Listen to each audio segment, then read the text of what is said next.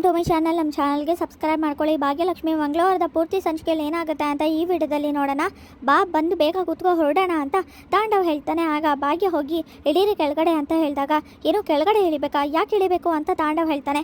ಯಾಕಂದರೆ ಕಾರ್ ನಾನು ಓಡಿಸ್ತೀನಿ, ಕೆಳಗಡೆ ಇಳೀರಿ ಅಂತ ಭಾಗ್ಯ ಹೇಳಿದಾಗ, ನಿನ್ಗೇನಾಗಿದೆ, ಅಲ್ಲ ನಿನ್ನ ಕಾರ್ ಓಡ್ಸೋಕ್ಕೆ ಬರುತ್ತಾ, ಸುಮ್ಮನೆ ಏನೋ ಒಂದು ಕಲ್ತ್ಬಿಟ್ಟು ಓಡಿಸೋದಲ್ಲ, ಅದು ಇಲ್ಲೆಲ್ಲ ಓಡಿಸೋದಕ್ಕಾಗೋದಿಲ್ಲ, ಬಾ ಕೂತ್ಕೋ ಅಂದಾಗ, ಮಾವ ನನಗೆ ಚೆನ್ನಾಗಿ ಕಾರ್ ಹೇಳ್ಕೊಟ್ಟಿದ್ದಾರೆ, ನನಗೆ ಓಡ್ಸೋಕ್ಕೆ ಬರುತ್ತೆ ಅಂತ ಅವರೇ ಹೇಳಿದ್ದಾರೆ ಅಂತ ನಿಮಗೂ ಚೆನ್ನಾಗಿ ಗೊತ್ತಿದೆ ತಾನೆ, ನಾನು ಓಡಿಸ್ತೀನಿ ಅನ್ನಲ್ಲ, ನೀವು ಕೆಳಗಡೆ ಇಳೀರಿ, ಪಕ್ಕದಲ್ಲಿ ಕೂತ್ಕೊಳ್ಳಿ ಅಂತ ನಾನು ಕರ್ಕೊಂಡು ಹೋಗ್ತೀನಿ ಅಂತ ಕಾರಿಂದ ಎಳಿತಾಳೆ ಭಾಗ್ಯ. ಆಗ ನನ್ನನ್ನೇ ತಳ್ತೀಯಾ, ಎಷ್ಟು ಧೈರ್ಯ ಇರಬೇಕು ನಿನಗೆ, ಗಂಡನಿಗೆ ಸ್ವಲ್ಪನೂ ಮರ್ಯಾದೆ ಇಲ್ವಾ ಅಂತ ಹೇಳಿದಾಗ, ಬಂದು ಕೂತ್ಕೊಳ್ಳಿ ಇಲ್ಲಾಂದರೆ ನಾನು ಹೊರಡಬೇಕಾಗತ್ತೆ ಅಂತ ತಾಂಡವ್ ಹತ್ರ ಭಾಗ್ಯ ಹೇಳಿದ ತಕ್ಷಣ, ಸರಿ ಬರ್ತೀನಿರು, ಸ್ವಲ್ಪ ನಿಧಾನಕ್ಕೆ ಹೋಗು, ಅಲ್ಲ ನೀನು ಯಾಕೆ ಓಡಿಸ್ತಾ ಇದೆಯಾ, ನಾನೇ ಓಡಿಸ್ತೀನಿ, ಕೊಡು ಭಾಗ್ಯ ಅಂತ ತಾಂಡವ್ ಹೇಳಿದಾಗ, ಎಲ್ಲದಕ್ಕಿಂತ ಮುಂಚೆ ಕಾನೂನನ್ನ ಪಾಲಿಸಬೇಕು, ಸೀಟ್ ಬೆಲ್ಟ್ ಹಾಕೋಬೇಕು ಅಂತ ಗೊತ್ತಿಲ್ವಾ, ಅದನ್ನು ಹಾಕೊಳ್ಳಿ, ಕಾರ್ ಒಳಗಡೆ ಕೂತಿದ ತಕ್ಷಣ ಹೋಗಕ್ಕೆ ಮುಂಚೆನೇ ಇದನ್ನ ಹಾಕೋಬೇಕು ಅಂತ ತಾಂಡವ್ಗೆ ಭಾಗ್ಯ ಹೇಳ್ತಾಳೆ. ಆಗ ಕೋಪ ಮಾಡ್ಕೊಂಡು ತಾಂಡವ್ ನೋಡ್ತಿರ್ತಾನೆ, ಏನಾಗಿದೆ ಇವಳಿಗೆ ಅಂತ.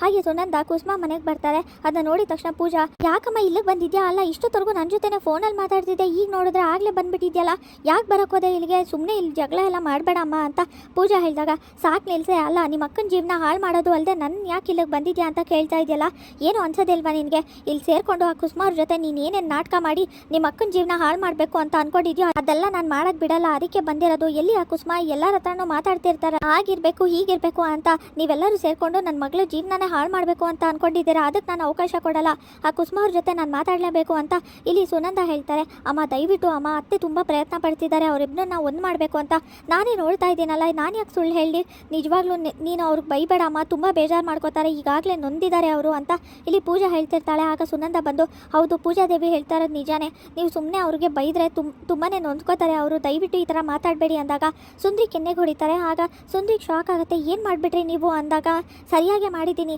ನೀನು ಇವ್ರ ಜೊತೆ ಎಲ್ಲ ಸೇರಿಕೊಂಡು ನನ್ನ ಮಗಳನ್ನ ತಾಳಕ್ಕೆ ತಕ್ಕಂಗೆ ಕುಣಿಸ್ಕೋತಾ ಇದ್ದೀರಾ ಅಲ್ವಾ, ಅವಳಿಗೆ ಕೇಳೋರು ಯಾರೂ ಇಲ್ಲ ಅಂತ ಅಂದ್ಕೊಂಡಿದ್ದೀರಾ, ನನ್ನ ಮಗಳಿಗೋಸ್ಕರ ನಾನಿದ್ದೀನಿ, ಅದು ಹೇಗೆ ಅವರಿಬ್ಬರು ದೂರ ಆಗ್ತಾರೋ ನಾನು ನೋಡ್ತೀನಿ, ಎಲ್ಲಿ ತಾಂಡವ್ ಅವನ ಜೊತೆ ಮಾತಾಡಬೇಕು ಅಂತ ಕೋಪ ಮಾಡಿಕೊಂಡು ಒಳಗಡೆ ಬರ್ತಾರೆ. ಈ ವಿಷಯಕ್ಕೆ ನೀನು ಬರಬೇಡ, ನೀನು ಮೂರನೇ ಅವಳು, ಹಾಗೇನೇ ಇದ್ದುಬಿಡು, ಈ ಮನೆಗೆ ಬಂದಿದ ತಕ್ಷಣ ಈ ಮನೆಯೊಳು ಆಗಕ್ಕೆ ಸಾಧ್ಯನೇ ಇಲ್ಲ, ನನ್ನ ಮಗಳಿಗೆ ನಾನು ಏನು ಮಾಡಬೇಕು ಗೊತ್ತಿದೆ ಅಂತ ಸುಂದ್ರಿಗೆ ಬೈದು ಒಳಗಡೆ ಹೋಗ್ತಾರೆ. ಕುಸುಮ ಅವರೇ ಎಲ್ಲಿದ್ದೀರಾ, ಬೇಗ ಬನ್ನಿ ಅಂತ ಹೇಳಿದಾಗ, ಏನಾಯಿತು ಸುನಂದ, ಯಾಕೆ ಈ ಥರ ಕಿರ್ಚಾಡ್ತಿದ್ದೀರಾ ಅಂತ ಕುಸುಮ ಕೇಳ್ತಾರೆ. ಯಾಕೆ ಈ ಥರ ಕಿರ್ಚಾಡ್ತಿದ್ದೀರಾ, ಅಲ್ಲ ನನ್ನ ಮಗಳ ಜೀವನನೇ ಹತ್ಕೊಂಡು ಉರಿತಾ ಇದೆ, ಅವಳ ಸಂಸಾರ ಹಾಳಾಗೋದಕ್ಕೆ ಕಾರಣನೇ ನೀವು, ಏನ್ರಿ ಮಾಡಿಕೊಟ್ಟಿದ್ದೀರಾ, ಅಲ್ಲ ನನ್ನ ಮಗಳು ವ್ಯಕ್ತಿತ್ವನೇ ಬದಲಾಯಿಸ್ತಿದ್ದೀರಲ್ಲ, ತಪ್ಪು ಮಾಡಿರೋದು ನಿಮ್ಮ ಮಗ ತಾಂಡವು, ಅವನು ಬುದ್ಧಿ ಹೇಳೋದು ಬಿಟ್ಬಿಟ್ಟು ನನ್ನ ಮಗಳನ್ನ ಬದಲಾಗಬೇಕು ಅಂತ ಡ್ಯಾನ್ಸ್ ಕಲಿಸೋದು, ಕಾರ್ ಕಲಿಸೋದು, ಗಾಡಿ ಕಲಿಸೋದು, ಜೊತೆಗೆ ಆ ಬಟ್ಟೆ ಹಾಕು ಈ ಬಟ್ಟೆ ಹಾಕು ಅನ್ನೋದು, ಪಾರ್ಟಿ ಕಳಿಸೋದು, ಇದೆಲ್ಲ ಯಾಕ್ರಿ ಬೇಕು ಅಂತ ಸುನಂದ ಬೈತಾ ಇರ್ತಾಳೆ. ಇಷ್ಟೆಲ್ಲ ಯಾಕೆ ಮಾಡ್ತಿದ್ದೀರಾ ಅಂತ, ಅದು ಅಲ್ಲದೆ ಒಂದು ತಿಂಗಳಲ್ಲಿ ಇಷ್ಟ ಆಗಲಿಲ್ಲ ಅಂದರೆ ಡೈವರ್ಸ್ ಕೊಡಿಸ್ತೀನಿ ಅಂತ ಹೇಳಿದ್ರಲ್ಲ, ಏನ್ರಿ ಆಗಿದೆ, ಸ್ವಲ್ಪನೂ ಬುದ್ಧಿ ಇಲ್ವಾ ಅಂತ ಸುನಂದ ಬೈತಿರ್ಬೇಕಾದ್ರೆ, ಅಮ್ಮ ಸ್ವಲ್ಪ ಸುಮ್ಮನೆ ಇರಮ್ಮ, ದಯವಿಟ್ಟು ಹೀಗೆ ಮಾತಾಡಬೇಡ, ಅತ್ತೆಗೆ ಬೇಜಾರಾಗುತ್ತೆ ಅಂದಾಗ, ಬೇಜಾರಾಗಲಿ ಕಣೆ, ಆದರೆ ಈ ತಾಯಿ ಕಷ್ಟ ಯಾರು ಅರ್ಥ ಮಾಡ್ಕೋತಾರೆ, ನನ್ನ ಮಗಳಿಗೆ ಆಗ್ತಿರೋ ಅಂತ ನೋವು ಯಾರು ಅರ್ಥ ಮಾಡ್ಕೋತಾರೆ, ನೀವೆಲ್ಲರೂ ಬರೀ ಆ ತಾಂಡವ್ ಬದಲಾಗಬೇಕು, ಹಾಗೆಯೇ ಅವರಿಬ್ಬರು ಸಂಸಾರ ಚೆನ್ನಾಗಿರಬೇಕು ಅಂತ ಯೋಚನೆ ಮಾಡ್ತಿದ್ದೀರಾ ಹೊರತು ನನ್ನ ಮಗಳ ಜಾಗದಲ್ಲಿ ನಿಂತ್ಕೊಂಡು ಯಾರು ಕೂಡ ಯೋಚನೆ ಮಾಡ್ತಿಲ್ಲ, ಅವಳಿಗೆ ಎಷ್ಟು ಕಷ್ಟ ಆಗ್ತಿರ್ಬೋದು ಅಂತ ಯೋಚನೆ ಮಾಡಿದ್ದೀರಾ ಅಂತ ಸುನಂದ ಬೈತಿರ್ತಾರೆ. ಆಗ ಕುಸುಮಂಗೆ ತುಂಬಾ ಬೇಜಾರಾಗುತ್ತೆ. ಈ ಭಾಗ್ಯ ಯಾಕೆ ಇಷ್ಟೊಂದು ಜೋರಾಗಿ ಹೋಗ್ತಾ ಇದೆಯಾ, ನಿಧಾನಕ್ಕೆ ಹೋಗು ಭಾಗ್ಯ, ರೋಡ್ ಬೇರೆ ಸರಿ ಇಲ್ಲ, ಹೆಚ್ಚು ಕಮ್ಮಿ ಆಗುತ್ತೆ, ಕೊಡಿಲಿ ನಾನು ಓಡಿಸ್ತೀನಿ ಅಂದಾಗ,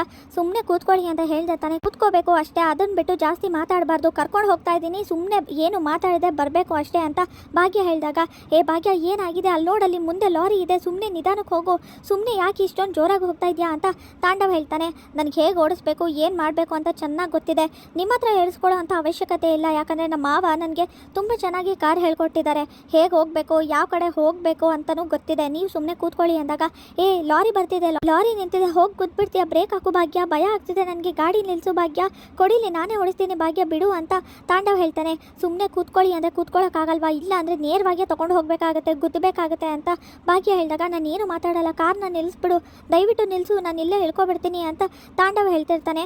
ಯಾರನ್ನೂ ಬಿಡೋ ಮಾತೇ ಇಲ್ಲ, ಇವತ್ತು ನಾನು ಏನು ಮಾಡಬೇಕು ಅಂದ್ಕೊಂಡಿದ್ದೇನೋ ಅದನ್ನ ಮಾಡೇ ಮಾಡ್ತೀನಿ ಅಂತ ಭಾಗ್ಯ ಕೋಪ ಮಾಡಿಕೊಂಡು ತಾಂಡವ್ನ ಕಾರು ಓಡಿಸ್ಕೊಂಡು ಕರ್ಕೊಂಡು ಹೋಗ್ತಿರ್ತಾಳೆ. ತಾಂಡವ್ಗೆ ತುಂಬಾ ಟೆನ್ಷನ್ ಆಗಿ ಭಯ ಆಗ್ತಾ ಇರುತ್ತೆ, ಏನಪ್ಪ ಮಾಡಲಿ, ಹೇಗೆ ಇಲ್ಲಿಂದ ತಪ್ಪಿಸ್ಕೊಳ್ಳಿ ನಾನು ಅಂತ ಟೆನ್ಷನ್ ಮಾಡ್ಕೊಂಡು ನೋಡ್ತಾ ಇರ್ತಾನೆ. ಸುನಂದ ಬೈತಿರ್ಬೇಕಾದ್ರೆ ಕುಸುಮ ಸಮಾಧಾನ ಮಾಡೋಕ್ಕೆ ಅಂತ ಹೋಗ್ತಾರೆ. ನಿಮ್ಮ ಸಮಾಧಾನ ಯಾರಿಗ್ರಿ ಬೇಕು, ನನ್ನ ಮಗಳ ಸಂಸಾರನ ಹಾಳು ಮಾಡ್ತಾ ಇರೋದು ನೀವೇನೆ, ನಿಮ್ಮ ಸ್ವಾರ್ಥ ಸ್ವಾಭಿಮಾನದಿಂದ ನನ್ನ ಮಗಳು ಇವತ್ತು ಗಂಡನಿಂದ ದೂರ ಆಗ್ತಿದ್ದಾರೆ, ಎದುರು ಹಾಕೊಂಡು ಅವರಿಬ್ರು ಬೇರೆ ಆಗೋ ಪರಿಸ್ಥಿತಿ ಬಂದಿದೆ ನಿಮ್ಮಿಂದನೇ ಅಂತ ಸುನಂದ ಹೇಳಿದಾಗ, ಏನು ಹೇಳ್ತಿದ್ದೀರಾ, ನನ್ನಿಂದನಾ, ಯಾಕೆ ಹೀಗೆಲ್ಲ ಮಾತಾಡ್ತಿದ್ದೀರಾ, ನಾನೇನು ಮಾಡಿದೆ ಅಂದಾಗ, ನೋಡಿ ಆ ಥರ ಎಲ್ಲ ಮಾತಾಡಬೇಡಿ, ಸ್ವಲ್ಪ ಅರ್ಥ ಮಾಡ್ಕೊಳ್ಳಿ, ಹಾಗೆಲ್ಲ ಏನೂ ಇಲ್ಲ ಅಂತ ಸುಂದ್ರಿ ಹೇಳ್ತಾಳೆ. ಯಾರು ನೀನು ಇದನ್ನೆಲ್ಲ ಮಾತಾಡೋಕ್ಕೆ? ಯಾರಂತಾನೆ ಗೊತ್ತಿಲ್ಲ, ನೀನು ನಮ್ಮನೆ ಬಗ್ಗೆ ಮಾತಾಡ್ತಿದ್ಯಲ್ಲ. ಭಾಗ್ಯನ ಎಷ್ಟು ವರ್ಷದಿಂದ ನೋಡಿದ್ಯಾ, ಇತ್ತೀಚೆಗೆ ನೋಡಿದ್ಯಾ. ಆದರೆ ನಾನು ಅವಳನ್ನ ಎತ್ತಿ ಹೊತ್ತಿ ಸಾಕಿದ್ದೀನಿ. ಅವಳ ಕಷ್ಟ ಏನು ಅಂತ ಈ ತಾಯಿಗೆ ಮಾತ್ರನೇ ಅರ್ಥ ಆಗೋದು. ನೀನು ಮಾತಾಡೋ ಅವಶ್ಯಕತೆ ಇಲ್ಲ. ನಮ್ಮನೆ ವಿಷಯಕ್ಕೆ ಯಾರೋ ಮೂರನೇ ಅವರು ಹೊರಗಿನವರು ತಲೆ ಹಾಕೋದು ನನಗಿಷ್ಟ ಇಲ್ಲ. ಸುಮ್ಮನೆ ನಿಂತ್ಕೋ ಅಂತ ಇಲ್ಲಿ ಸುಂದ್ರಿಗೆ ಸುನಂದ ಬೈತಿರ್ತಾರೆ. ಅಮ್ಮ ಅರ್ಥ ಮಾಡ್ಕೊಳ್ಳಮ್ಮ, ದಯವಿಟ್ಟು ಇಲ್ಲಿಂದ ಹೊರಟೋಗು ಬಾರಮ್ಮ ಅಂತ ಪೂಜಾ ಹೇಳಿದಾಗ ಹೋಗಲ್ಲ ಕಣೆ, ನಾನು ಮಾತಾಡ್ಬಿಟ್ಟು ನನ್ನ ಮನಸ್ಸಲ್ಲಿರೋದನ್ನೆಲ್ಲ ಹೇಳ್ಬಿಟ್ಟೆ ಹೋಗೋದು.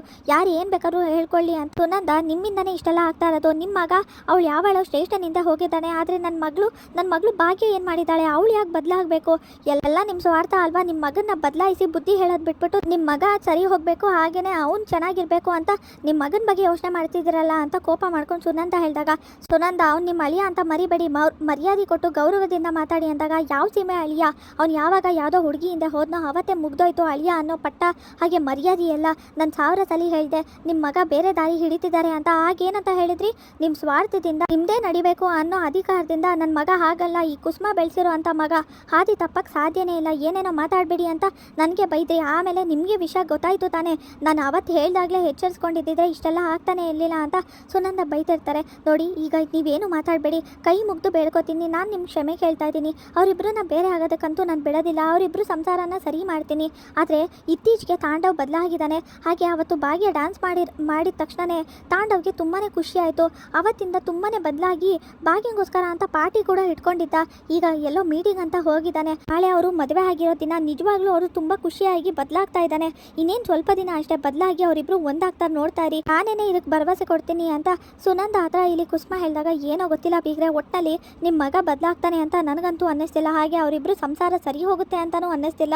ಏನಾಗುತ್ತೋ ಏನೋ ಎಲ್ಲರಿಂದ ಆಗಿ ಒಟ್ಟಿನಲ್ಲಿ ನನ್ನ ಮಗಳಿಗೆ ಮಾತ್ರನೇ ಬೇಜಾರಾಗೋದು. ನೀವೆಲ್ಲ ಚೆನ್ನಾಗೇ ಇರ್ತೀರಾ ಅಂತ ಬೇಜಾರು ಮಾಡಿಕೊಂಡು ಸುನಂದ ಹೇಳ್ತಾ ಇರ್ತಾರೆ. ಆಗ ಮನೆಯವರೆಲ್ಲರಿಗೂ ಬೇಜಾರಾಗುತ್ತೆ. ಭಾಗ್ಯ ಕಾರ್ ನಿಲ್ಸಿದ ತಕ್ಷಣನೇ ತಾಂಡವ್ ನೋಡಿದಾಗ ಆಗ ಲಾರಿ ಮುಂದೆ ಇರುತ್ತೆ ಕಾರು. ಭಾಗ್ಯ ಏನಾಗಿದೆ? ಇನ್ನೊಂದು ಸ್ವಲ್ಪ ಬಿಟ್ಬಿಟ್ಟಿದ್ದಿದ್ರೆ ಮುಗ್ದೋಗಿರ್ತಿತ್ತು ನಮ್ಮ ಕತೆ. ಕಾರ್ ಓಡ್ಸೋಕೆ ಬರಲ್ಲ ಅಂದಮೇಲೆ ಯಾಕೆ ಕುತ್ಕೋಬೇಕು? ಏನಾಗಿದೆ ನಿಮಗೆ? ಎಷ್ಟು ಸಲ ಹೇಳಿದ್ರು ಅಷ್ಟು ಜೋರಾಗಿ ಬಂದು ಇಲ್ಲಿ ನಿಲ್ಲಿಸಿದ್ಯಲ್ಲ ಅಂತ ತಾಂಡವ್ ಬೈತಾ ಇರ್ತಾನೆ. ಮುಂದೆನೇ ಲಾರಿ ಇದೆ ಅಂತ. ಆಗ ನಾನು ಏನು ಮಾಡಬೇಕು ಗೊತ್ತಿದೆ ಅಂತ ಹೇಳಿದ್ನಲ್ಲ ಅಂತ ಭಾಗ್ಯ ಹೇಳ್ತಾಳೆ. ನನಗೂ ಓಡ್ಸೋಕೆ ಬರುತ್ತೆ ಕಾರ್ ಅಂತ ಭಾಗ್ಯ ಹೇಳ್ತಾಳೆ. ಸರಿ ಕೆಳಗಡೆ ಇಳೀರಿ ಅಂದಾಗ, ಕೆಳಗಡೆನ ಯಾಕೆ ಇಳಿಬೇಕು, ಇಲ್ಲಿ ಯಾಕೆ ಇಳಿಬೇಕು ಅಂತ ತಾಂಡವ್ ಹೇಳ್ತಾನೆ. ನಾಳೆ ಏನು ಅಂತ ಗೊತ್ತಿದೆ ತಾನೆ, ಏನು ಅಂತ ಹೇಳಿ ನೋಡೋಣ ಅಂತ ಭಾಗ್ಯ ಹೇಳ್ತಾಳೆ.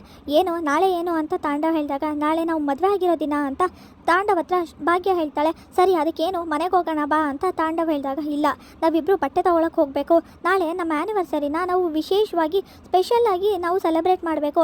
ಅದಕ್ಕೆ ಬಟ್ಟೆ ತೊಗೊಳಕ್ಕೆ ಹೋಗಬೇಕು, ಬನ್ನಿ ಹೋಗೋಣ ಅಂತ ಭಾಗ್ಯ ಹೇಳಿದಾಗ, ನಾನು ಎಲ್ಲಿಗೂ ಬರಲ್ಲ ಅಂತ ತಾಂಡವ್ ಹೇಳ್ತಾನೆ. ಹೇಳ್ತಾ ಇದ್ದೀನಲ್ಲ ಬರಬೇಕು, ಬರ್ತೀರಾ ಅಷ್ಟೇ ಅಂತ ಭಾಗ್ಯ ಕರ್ಕೊಂಡು ಹೋಗ್ತಾಳೆ. ಏನಾಗಿದೆ ಇವಳಿಗೆ, ಯಾಕೆ ಈ ಥರ ಆಡ್ತಿದ್ದಾಳೆ, ವಿಚಿತ್ರವಾಗಿ ಆಡ್ತಿದ್ದಾಳೆ, ಹೋಟೆಲ್ ಅವರು ಹೇಳಿದ್ನೆಲ್ಲ ನಂಬದ್ಲಾ ಇವಳು ಅಂತ ಟೆನ್ಷನ್ ಮಾಡ್ಕೊಂಡು ಯೋಚನೆ ಮಾಡ್ತಿರ್ತಾನೆ ತಾಂಡವ್. ಇಲ್ಲಿಗೆ ಮಂಗಳವಾರದ ಪೂರ್ತಿ ಸಂಚಿಕೆ ವಿಡಿಯೋ ಮುಕ್ತಾಯವಾಗಿದೆ. ವಿಡಿಯೋ ಇಷ್ಟವಾಗಿದ್ರೆ ಲೈಕ್ ಮಾಡಿ, ಶೇರ್ ಮಾಡಿ, ಕಮೆಂಟ್ ಮಾಡಿ, ಹಾಗೆ ಸಬ್ಸ್ಕ್ರೈಬ್ ಮಾಡಿ.